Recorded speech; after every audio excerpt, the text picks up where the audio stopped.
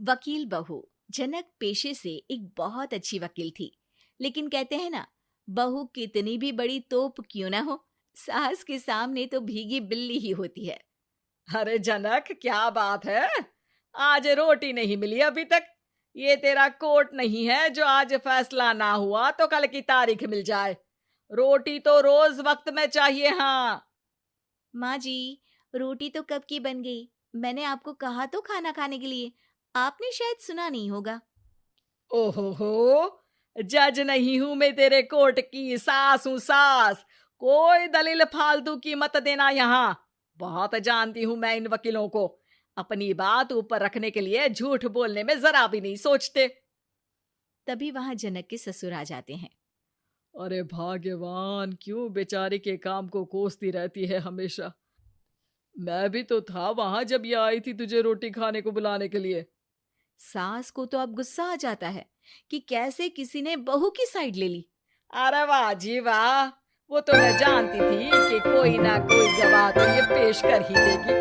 पर मैं तो अब सीधा खाना खाकर सोने जाऊंगी। मुझे आदत नहीं है किसी से बहसा बहसी करने की।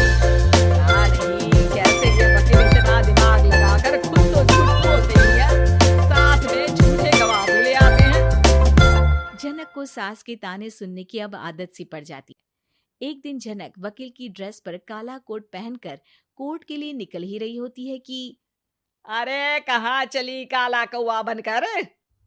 टोक दिया ना। अब कोर्ट तो वकील वाली ड्रेस पहनकर ही जाऊंगी ना। वाह भाई वाह, दामिनी तो मैंने भी देखी है। सन्नी पाजी ने ऐसा ही कोट पहना था और कहा था कि तारीख पर तारीख, तारीख पर तारीख। मतलब कि कोई बात करनी है तो बोलिए, वरना वक्त नहीं है मेरे पास खराब करने के लिए। अरे पता नहीं तुझ में क्या देखा मेरे बेटे ने, सारा दिन वकीलों वाली बहस करती है, भोली भाली सास के साथ। अच्छा सुन, जो इतनी बहस मेरे आगे करती है ना, जरा अपने बॉस से कर ले, जो 1 साल भी ना हुए तेरी शादी को और काले कपड़े पहना दिए। अंदर जा और लाल कोट पहन कर आ, पता तो चले कि नई नवेली शादी हुई है। अरे माँ जी, कोर्ट में मेरा बॉस क्या करेगा? ये तो पूरे देश की ड्रेस है वकीलों के लिए।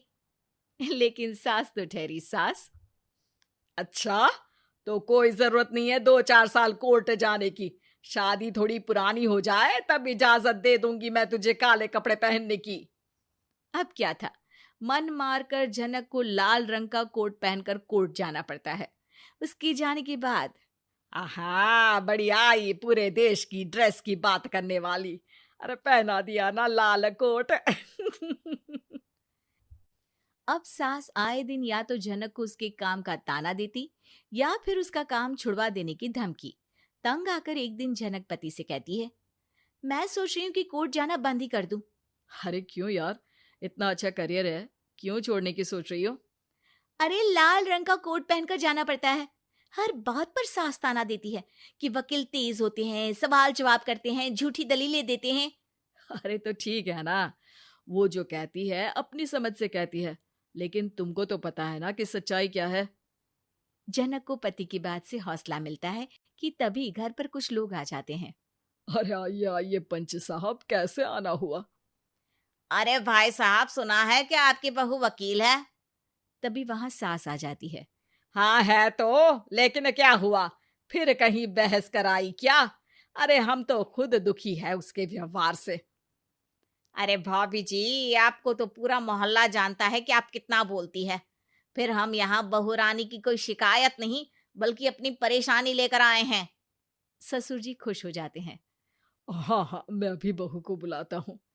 जनक वहां आती है, सबको नमस्ते करके बैठ जाती है। बहू रानी, हमारे गांव में बड़ी मुसीबत आ गई है।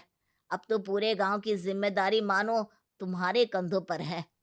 अरे ना ना, इससे तो घर की जिम्मेदारी पूरी नहीं होती, ये गांव की जिम्मेदारी क्या लेगी? भाभी जी, आप चुप हो जाओ। यहाँ पढ़े लिखे लोगों की बात हो रही है। आप जाओ, जरा रसोई से सबके लिए चाय लेकर आओ। मैं कॉफी लूंगी। हाँ हाँ, वकील साहिबा के लिए कॉफी। सास सर पैर सब पटक कर वहां से निकल जाती है। बहू, गांव में पानी नहीं आ रहा है, पड़ोसी राज्य ने हमारा पानी रोक रखा है।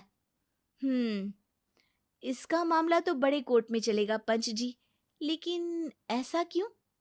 वो राज्य हम लोगों से पानी के पैसे मांग रहा है। अब आधे गांव में पानी की सप्लाई खत्म हो गई है बहुरानी।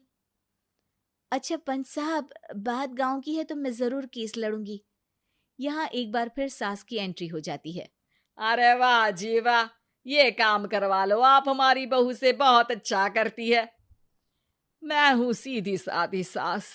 इस लड़की ने कैसे लड़ लड़ कर मुझे साइड कर रखा है, ये तो अब आपको पता चल ही जाएगा।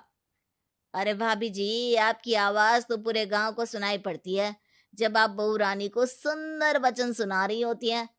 अरे वकील बहू मिली है, फक्र करो फक्र। हाँ जी हाँ, सारी फकर तो हम लोग ही करें। खैर, अब जो केस लड़ेगी और पानी गांव में आ जाता है तो पंच साहब लिख कर देना होगा कि हैंड पाइप में सबसे पहले मेरी बाल्टी और घड़ा भरेगा।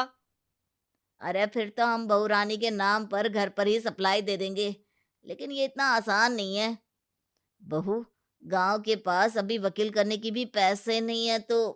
अरे पंच साहब, ये मेरे गांव का मामला है, मैं आपसे एक भी पैसा नहीं लूंगी।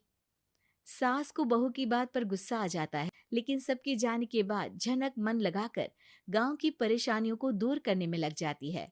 और वो दिन भी आता है कि झनक केस जीत जाती है। अरे आज तो प्लम्बर आकर घर तक पाइप लगा गया है। खुश हो जाओ, मेरे कारण तुम लोगों को घर के अंदर ही पानी मिल जाएगा।